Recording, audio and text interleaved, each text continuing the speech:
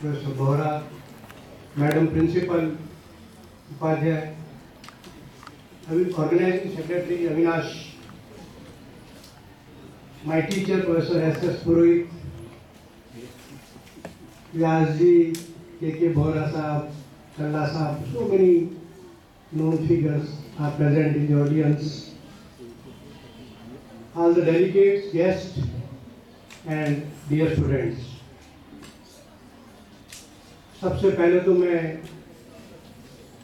इस कॉलेज के संस्थापकों को याद करता हूं, जो कई संस्थापक भौतिक रूप से शायद आज मौजूद नहीं है, लेकिन उनके कार्य आज भी आगे निरंतर बढ़ रहे हैं कि यूं तो जीने के लिए लोग जिया करते हैं, लाभ जीवन का नहीं फिर भी लिया करते हैं, मृत्यु से पहले भी मरते हैं हजारों, लेकिन जिंदगी उनकी है जो मर के जिया करते हैं। तो संस्थापक को जिनकी वजह से ये संस्था चल रही है उसको नमन करता हूँ, और ऑर्गेनाइजर्स को मैं कहना चाहता हूँ कि वास्तव में उन्होंने बहुत उपयोगी टॉपिक चुना है इस कॉन्फ्रेंस के लिए, क्योंकि हमने देखा कि 19वीं शताब्दी में पूरे वर्ल्ड में इंडस्ट्रियल रिवॉल्यूशन हुआ। At that time we manipulated metal and plastic, followed by IT and computer revolution in 20th century, and 21st century is the century of biotechnology. BT, biotechnology, BT, Bharat today, BT, Bharat tomorrow. Using biotechnological tools, we can improve all the processes. मैं तो कहता हूँ biotechnology एक circus के joker जैसा है। Joker क्या करता है, अलग अलग तरह के कॉस्ट्यूम पहनता है, अलग तरह का ड्रेस पहनता है, और अल्टीमेट उसका एम होता है सबको हंसाना, और वही उद्देश्य बायोटेक्नोलॉजी का है, क्योंकि हम चाहते हैं कि समाज का जो वंचित वर्ग है उसको भी सब तरह का लाभ मिले, और बायोटेक्नोलॉजी के माध्यम से ये सब संभव है। आज मेरा जब टेक्निकल लेक्चर होगा इसके बाद में, तब मैं आपको बताऊंगा कि किस तरह से एग्रीकल्चर में, मेडिकल साइंस में, इंडस्ट्री में, अलग अलग ब्रांचेज में किस तरह का इम्प्रूवमेंट हो चुका है और कितनी सारी असीम संभावनाएं हैं बायोटेक्नोलॉजी के फील्ड में। मित्रों, Vivekananda once said that give me 100 motivated young men and I can transform the society. But presently we need thousands of young motivated biotechnologists to transform the economy of this country, and we need many more Vivekanand to guide them. And who will do it? ख्वाहिश करते हैं लोग, हम ये हो जाए वो हो जाए, उससे कुछ नहीं होगा, काम करना पड़ेगा। ख्वाहिशों से नहीं गिरते हैं फूल झोली में, कर्म की शाख को हिलाना होगा, और कुछ नहीं होगा कोसने से अंधेरे को, अपने हक का दिया खुद ही जलाना होगा। हमको करना होगा। हम बात करते हैं अमेरिका ने हमारा वो पेटेंट करा लिया, उसने वो कर लिया, आप क्या कर रहे हो? कुछ होने से कुछ नहीं होता, अपने होने का हक अदा कीजिए। आप क्या है, आप अपना कार्य, अपना कर्तव्य करते हैं या नहीं, ये बहुत बड़ी बात है। कि काम करो ऐसा कि पहचान बन जाए, और हर कदम चलो ऐसा कि निशान बन जाए। इस जहां में जिंदगी तो सभी जी लेते हैं, जिंदगी ऐसे जियो कि मिसाल बन जाए। काम करना है, क्योंकि अधिकतर यंग बच्चे बैठे हुए हैं, हर कोई अपने जीवन में सफल होना चाहता है। 4 चीजें सफलता के लिए बहुत जरूरी है। पैर में चक्कर, मुंह में शक्कर, दिल में क्रांति और दिमाग में शांति, ये 4 चीजें होनी चाहिए। पैर में चक्कर, लगातार क्रियाशील होते रहना, करते रहना चाहिए, कुछ न कुछ कोशिश करते रहो, कोशिश करने वालों की हार नहीं होती। पैर में चक्कर, मुंह में शक्कर, अच्छा बोलो, कैसा बोलते हो, ऐसी वाणी बोलिए मन का पाप होए और उनको शीतल लगे आपको। सफलता के लिए बहुत जरूरी है। पैर में चक्कर, मुंह में शक्कर, दिल में क्रांति, जुनून होना चाहिए। आप जो लक्ष्य आपने डिसाइड किया अपने जीवन में, उसको प्राप्त करने के लिए दृढ़ निश्चय के साथ में, कन्विक्शन के साथ में आपको लगे रहना पड़ेगा। कैसा कन्विक्शन? एक बार नदी को समुद्र ने पूछा, हजारों सालों से हम देखते हैं कि नदी समुद्र में गिर रही है, तो एक बार समुद्र ने नदी को पूछा कि तुम कब तक मेरे अंदर गिरती रहोगी? कितना गजब का दृढ़ निश्चय उत्तर दिया उस नदी ने कहा कि मैं तब तक तेरे अंदर गिरती रहूंगी जब तक कि तेरा खारा पानी मेरे जैसा मीठा नहीं हो जाए। ऐसा कन्विक्शन होना चाहिए अपने लक्ष्य को प्राप्ति के लिए। तो पैर में चक्कर, मुंह में शक्कर, दिल में क्रांति और दिमाग में शांति बहुत जरूरी है। वॉट एवर यू डू, इसीलिए मेडिटेशन और योगा की हम बात करते हैं। जब तक दिमाग आपका शांत नहीं होगा, अस्थिर होगा, आप अपने लक्ष्य को प्राप्त नहीं कर सकते। आप सभी ने स्टीव जॉब्स का नाम सुना है, एप्पल कंप्यूटर और पता नहीं क्या क्या उसने आविष्कार किए, और अभी कुछ साल पहले उनकी कैंसर से मृत्यु हो गई। जिस विश्वविद्यालय में उसने प्रवेश किया था, आर्थिक स्थिति के कारण उसने छोड़ दिया, और उसने अपने आप छोटे मोटे कोर्स करने के बाद में इतना बड़े आविष्कार किए। उसी विश्वविद्यालय ने अपने दीक्षांत समारोह में मुख्य अतिथि के रूप में स्टीव जॉब्स को बुलाया। उसने अपना लंबा चौड़ा भाषण दिया, लेकिन सफलता के लिए 2 मंत्र उसने बताए जो हम सब पर लागू होते हैं। स्टीव जॉब्स ने कहा, stay hungry and stay foolish. अजीब शब्द रखते हैं, भूखे रहो और बेवकूफ बने रहो सफलता के लिए। भूखे रहो, ज्ञान की पिपासा होनी चाहिए, ज्ञान की भूख होनी चाहिए। आज का युवा फिजिकल प्लेजर के पीछे भाग रहा है, मुद्रा के पीछे भाग रहा है।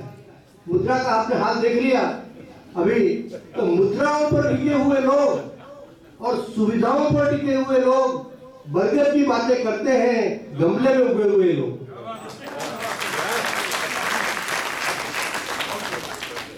स्टे हंग्री, जिस चीज के लिए आपको लाइफ लॉन्ग। और दूसरा, स्टे फुलिश, ये बहुत बड़ी बात है, मूर्ख बने रहो। कई लोग एमएससी कर ली, पीएचडी कर ली, अपने आप को तुरंत खा समझते हैं कि मेरे जैसा ज्ञानी कोई नहीं है, और उसी दिन वहां से समझ में जाते कि वो फुल स्टॉप हो गया उसके जीवन का, उसका ज्ञान प्राप्ति का। तो जो लोग, आज नई टेक्नोलॉजी आ रही है, प्रतिदिन जो नई टेक्नोलॉजी आ रही है उसका उपयोग करते रहना चाहिए, तभी हम आगे बढ़ सकते हैं। हर व्यक्ति कुछ न कुछ कर सकता है। एक छोटी सी कहानी से मैं आपको बताना चाहता हूँ। एक बार एक जंगल में भयंकर आग लग गई, और एक चिड़िया पास के पोखर से पानी की बूंद लेकर उस आग पर डालती, ये क्रिया लगातार कर रही थी। पेड़ पर बैठा हुआ एक कौवा ये घटनाक्रम देख रहा था। तो उस कौवे ने उस चिड़िया को कहा कि अरे चिड़िया रानी, इतनी भयंकर आग लगी हुई है, तुम्हारी इन कुछ बूंदों से क्या होगा? तो कई लोग कहते हैं हमारे अकेले से क्या होगा, तो तुम्हारी इन कुछ बूंदों से क्या होगा? कितना गजब का उत्तर दिया उस चिड़िया ने, जो हम सब पर लागू होता है। चिड़िया ने कहा कि हो सकता है कि मेरी इन कुछ बूंदों से ये भयंकर आग नहीं बुझे, लेकिन जब भी इस अग्निकांड का इतिहास लिखा जाएगा, मेरा नाम आग बुझाने वालों में होगा, न कि आग लगाने वालों में। बायोटेक्नोलॉजी का उपयोग समाज के उत्थान के लिए करना है, न कि उसके अवनति के लिए।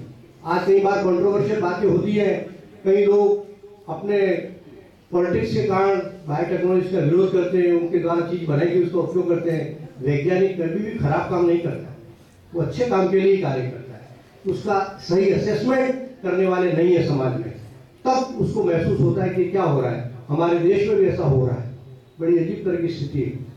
कई सारे बायोटेक्नोलॉजी के उत्पाद बने हुए पड़े हैं, लेकिन जन उपयोग के लिए नहीं जारी किए गए। वो सब बातें मैं आपको अपने टेक्निकल लेक्चर में, हालांकि वो टेक्निकल लेक्चर भी पॉपुलर लेक्चर ही है, तो सब लोग अटेंड करें तो आपको पता लगेगा कि क्या क्या बायोटेक्नोलॉजी में हो चुका है और क्या संभावनाएं हैं। मैं बच्चों को कहना चाहता हूँ, खासकर सभी वैज्ञानिकों, सब जो बैठे हुए हैं, कि तुम जो चाहते तो हालात बदल भी सकते थे। तुम जो चाहते तो हालात बदल भी सकते थे, तेरे आंसू मेरी आंखों से निकल सकते थे, मगर तुम तो ठहरे ही रहे झील के पानी की तरह, दरिया बनते तो बहुत आगे निकल सकते थे। लेकिन निश्चित तौर पर जब ये 2 दिन की कॉन्फ्रेंस खत्म होगी तो आप लोग बोलोगे कि हम है दरिया, हमें अपना हुनर मालूम है, जिस तरफ निकल जाएंगे रास्ता बना लेंगे। आज हमारे देश में, विश्व में 3 बड़ी समस्या है, 3 P: population, pollution and poverty. और इन सब का समाधान, ये बायोटेक्नोलॉजी को मैं भानुमति का पिटारा कहता हूँ, पैनेशिया फॉर ऑल थिंग्स। हर चीज की उपाय आपको जब मैं बताऊंगा अपने लेक्चर में कि किस तरह से एग्रीकल्चर के माध्यम से कोई भूखा नहीं मरेगा आगे जाकर के, पॉवर्टी और सब चीजों का। लेकिन इसके लिए हम सबको लग करके काम करना होगा। या जो नए बच्चे हैं अभी तो अपने बीएससी या एमएससी कर रहे हैं, अभी एक छोटी उड़ान भरी है कि परिंदों ने एक उड़ान भरी है, पंखों का इम्तिहान बाकी है, जीती है चंद बाकियां, अभी तो सारा जहां बाकी है। बहुत काम करना है आप लोगों को, असीम संभावना है इस फील्ड में। और इस बायोटेक्नोलॉजी के माध्यम से किसी भी क्षेत्र में बहुत उन्नत कीजिए, कृषि के क्षेत्र हो या मेडिकल का क्षेत्र हो, चाहे इंडस्ट्रियल क्षेत्र हो। राजस्थान असीम संभावना है, राजस्थान गवर्नमेंट भी बहुत सारे कार्य कर रही है, लेकिन दिक्कत क्या है, आज 40,000 बायोटेक्नोलॉजी के स्टूडेंट्स निकल रहे हैं हर साल और केवल 2,000 लोगों को एम्प्लॉयमेंट मिलता है इंडिया। इसलिए बायोटेक्नोलॉजी का लड़का बायोटेक्नोलॉजी नहीं लेना चाहता। लेकिन इसका क्या कारण है कि जो क्वालिटी स्टूडेंट चाहिए हमको, वो हम नहीं प्रोड्यूस करते। सब स्टैंडर्ड उनको प्रैक्टिकल कराए जा रहे हैं, सुविधाएं नहीं है, और इस तरह की बात से जो यंग तैयार होता है वो कुछ भी नहीं कर पाता। दूसरी बात, हमारे यंगस्टर के अंदर आत्मविश्वास की कमी है।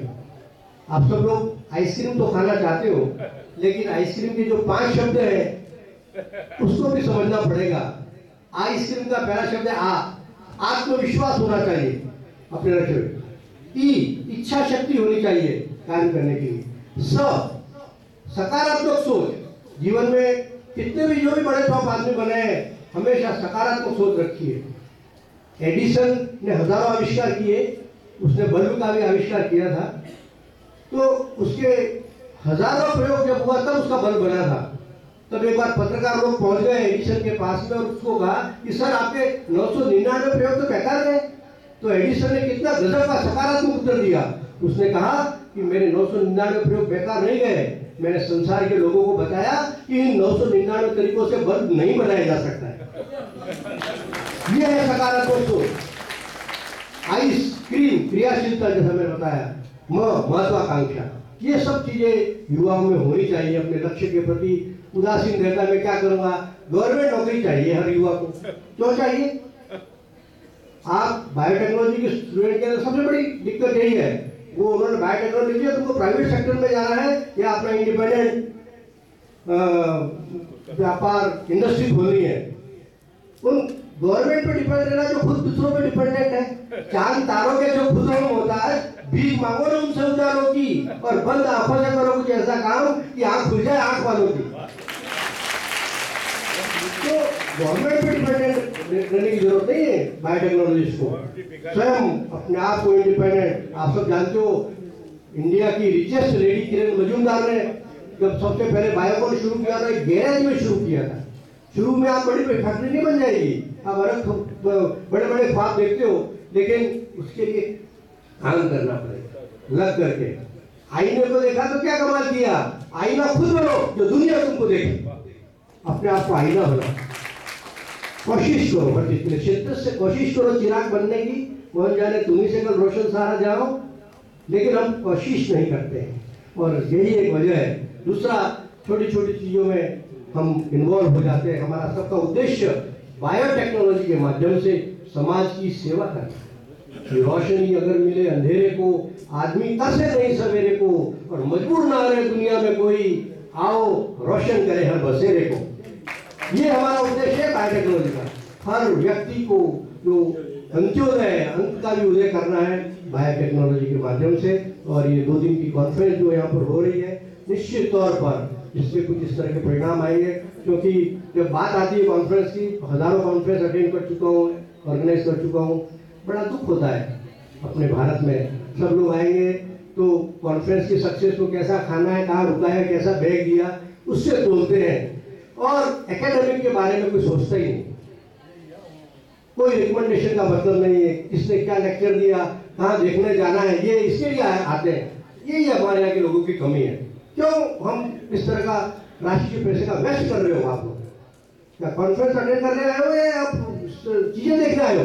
एक दिन प्री कॉन्फ्रेंस टूर रखो, पोस्ट कॉन्फ्रेंस टूर रखो, लेकिन कॉन्फ्रेंस के समय डेडिकेशन के साथ आप बैठो, देखो कौन क्या कह रहा है, उस डिस्कशन में भाग लो। ये होता है विश्व की कोई भी अंतर्राष्ट्रीय कॉन्फ्रेंस में जाओ तो वहां कुछ बात करने के लिए समय नहीं है लोगों के पास में।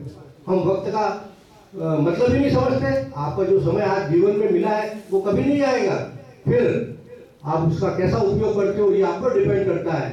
वक्त आएगा, वक्त जाएगा, वक्त को वक्त से संभाल के रखना, ये वक्त ही बेवक्त काम आएगा। तो जितने भी बड़े बड़े आदमी है, उनको बड़े आदमी क्यों बने? क्योंकि उन्होंने समय का सही उपयोग किया, सबके पास में वही समय है जीवन में। किसी ने क्या कर दिया, कोई कहाँ रह गया। इसलिए मैं कहता हूँ कि समय नदी की धार है, उसमें सब बह जाया करते हैं, पर होते हैं कुछ लोग ऐसे जो इतिहास रचाया करते हैं, क्योंकि उन्होंने समय का महत्व समझा, समय का उपयोग समझा, और समय इसीलिए समय का अपने जीवन में जो विद्यार्थी जीवन है उनका उपयोग करें सब। हमारे जीवन तो बहुत छोटा सा है। Keep smiling and be happy, life is too small to complain. हम कंप्लेन करते हैं, यही हमारी आदत है भारतीयों की, खासकर हमेशा क्लास कॉलेज में आया था, लाइब्रेरी में किताब नहीं होता, कोई इक्विपमेंट नहीं, गलतियां निकालना। आदमी जब खा पी करके मोटा हो जाता है तो कहता है कमी छोटी हो गई। अरे कमी तो हो गई, तुम मोटे हो गए, लेकिन गलती दूसरे की निकालना। एक खता गलती, एक खता ताउम्र हम करते रहे, एक खता ताउम्र हम करते रहे, धूल चेहरे पे थी आईना साफ करते रहे। ये करते हम जिंदगी भर, दूसरों की गलतियां निकालना और खुश हो जाते हैं। आप अपना क्या कर्तव्य निभा रहे हो वो बहुत महत्वपूर्ण है। लोगों का जमीन मर गया है, मुझे बड़ा दुख होता है। विश्वविद्यालयों में सब जगह जाता हूँ मैं, अध्यापक का काम है क्लास लेना, क्लास नहीं लेता है। विद्यार्थी का काम पढ़ना है, क्लास में नहीं आता है। जिसका जो कार्य है वो नहीं करके उसके अलावा सब कार्य करता है।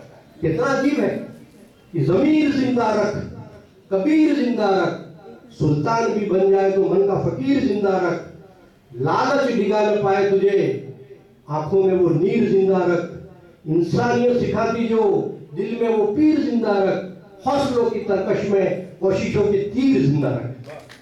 ये है जिंदगी।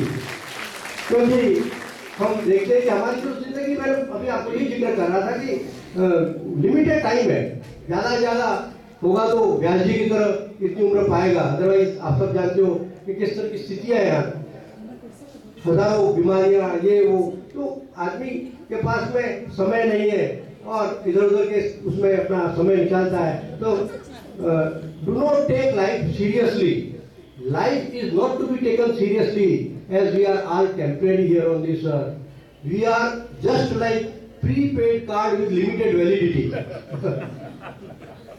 If you are young, you can live for another 50 years. What is 50 years?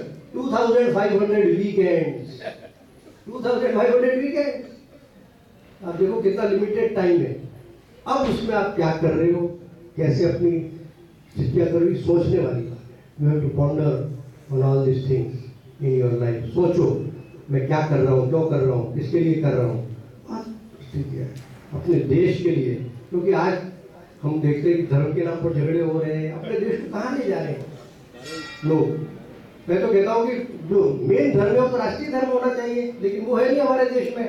कि हाथों में गीता रखेंगे, सीने में कुरान रखेंगे, मेल बढ़ाए जो आपस में वही धर्म ईमान रखेंगे, शंख बजे भाईचारे का, अमन की अजान रखेंगे, काबा और काशी भी होगा, पहले हिंदुस्तान रखेंगे। ये राष्ट्रीयता की भावना हमारी लोगों में कब होती जा रही है। ये बहुत सारी चीजें हैं। अपना कर्म करें डेडिकेशन के साथ में, और फिर जिसकी जो योग्यता है उसके आधार पर उसको जो भी काम मिले उस कार्य डेडिकेशन के साथ करें, तभी इस देश का विकास हो सकता है। अदरवाइज कल्पना करते रहो, बातें सुनते रहो, हम वहाँ चले जाएंगे, कोई संभावना नहीं। जिस तरह से हम वर्ल्ड में घूम के देखते हैं, हमारी जिस तरह की स्थिति है, हम हर चीज में काफी पिछड़े। वैज्ञानिक क्षेत्र में इंडस्ट्रीज वालों को पैसा देना चाहिए, वो पैसा नहीं दे रहे हैं। कौन बायोटेक्नोलॉजी के लिए रिसर्च कराएगा, पैसा नहीं है विश्वविद्यालयों के पास में, औरों के पास में। कि जो राजस्थान के अंदर फॉर एग्जाम्पल मैं 10-15 साल से सुन रहा हूँ कि बायोटेक पार्क बनेगा, बन रहा है, कोई सरकार नहीं बना रही। इतनी बड़ी चीज है कि बायोटेक पार्क हो जिसमें कि रिसर्च हो, क्वालिटी रिसर्च, और सब तरह की सुविधाएं वो प्रदान करे स्टेट को, कोई संभावना राजस्थान में नजर नहीं आई। ये बहुत सारी ऐसी चीजें हैं। सकारात्मक सोच सरकार का भी होना चाहिए, सब लोगों को मिल करके काम करना है। लेकिन फिर भी समय की मार तो ये है कि बायोटेक्नोलॉजी को पहचानना है कि समय की मार सह लेना, नहीं रुकना मेरे साथी, जहर में धूम सी बनकर लपट उठना मेरे साथी, जहां पर सख्त हो मिट्टी वही उगना मेरे साथी, और जले रहना मशालों में, नहीं बुझना मेरे साथी। Thank you very much.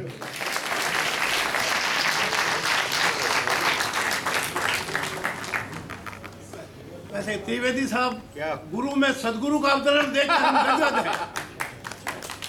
Absolutely, sir. We truly felt like students hearing you, and we look forward to your lecture. I'd